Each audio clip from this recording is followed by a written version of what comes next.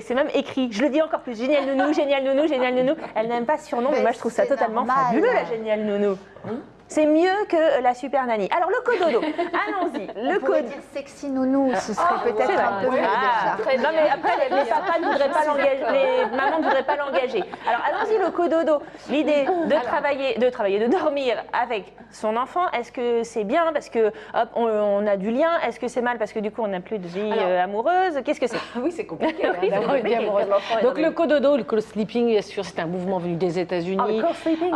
Le co-sleeping. Et donc c'était l'époque où l'enfant devait tout faire, tout était absolu pour lui, donc l'enfant roi. Et le co-sleeping, le cododo, c'était dans cette même veine. Alors le co-sleeping, c'est pas du tout les... Vous savez, quand on peut pas, sur le plan logistique, mettre un enfant dans une autre pièce parce qu'on n'a que 2 pièces ou 3 pièces et qu'il dort avec nous-mêmes, enfin avec le couple, c'est pas ça le cododo. Hein. Le cododo, c'est on décide que notre enfant dorme dans le même lit que nous parce que je ne sais pas en fait, sincèrement. On a l'impression que vous ne validez pas. Non, je valide pas parce que c'est pas la place.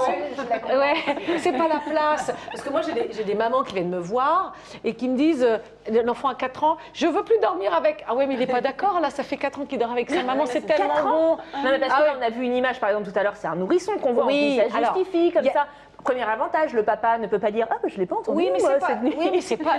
vous vous rendez compte, enfin, symboliquement, le lieu, le lit marital, le lit nuptial, si vous voulez, mais c'est pas du tout pour l'enfant. Enfin, qu'est-ce que c'est que cette histoire? Ça va nous donner du grain à moudre pour les pédopsychiatres avec le DIP non résolu pour le coup. Ah oui, bah là, mais en plus, c'est très compliqué. C'est une confusion des rôles en fait. Oui, puis enfin, en plus le père qui est là aussi pour, on en avait discuté lors d'une chronique qui est dans la relation de séparation, c'est qu'il fait tiers et qui sépare la mère et l'enfant, et c'est important de séparer la mère et l'enfant.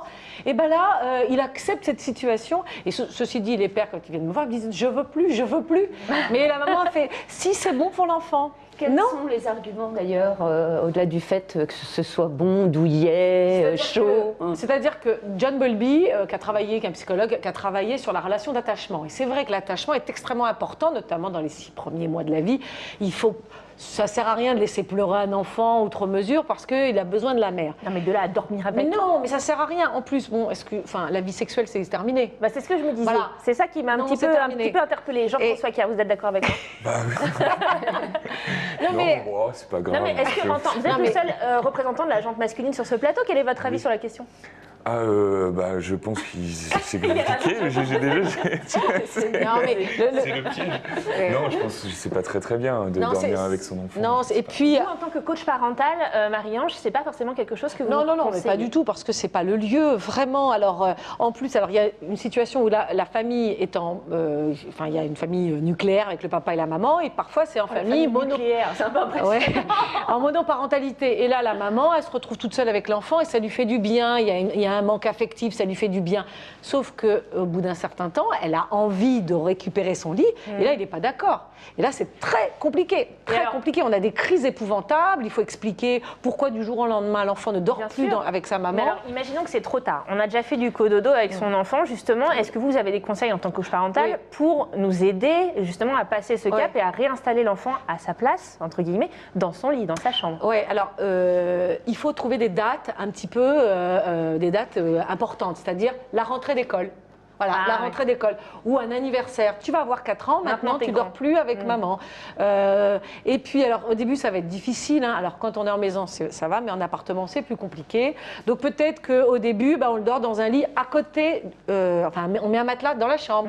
Et puis on enlève le matelas, etc. Progressivement, on tire le matelas mais bien sûr, de la chambre. Mais non, mais l'enfant le vit très très mal, cette séparation avec la mère. Et en plus, au niveau de l'attachement avec l'enfant, ça induit un lien de dépendance en plus. Oui, complètement. Voilà, c'est de la dépendance. C'est pas ce soir que le cododo aura trouvé des avocats en sa faveur sur notre plateau. Merci beaucoup Marie-Ange en tout cas pour ce sujet qui nous a tous interpellés. Je vous donne le site internet de Terre Éducation de Marie-Ange, c'est www.terreeducation.com.